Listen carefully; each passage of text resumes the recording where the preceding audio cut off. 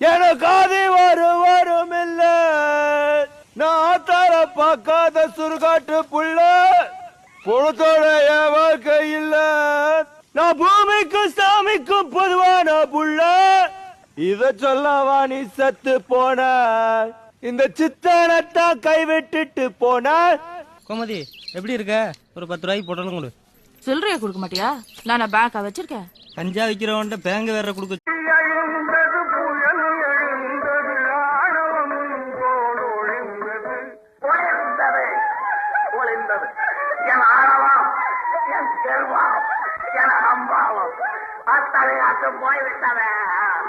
குணத்தை இழப்பவன் இறுதியிலே நல்ல சுகம் அடைவதேது.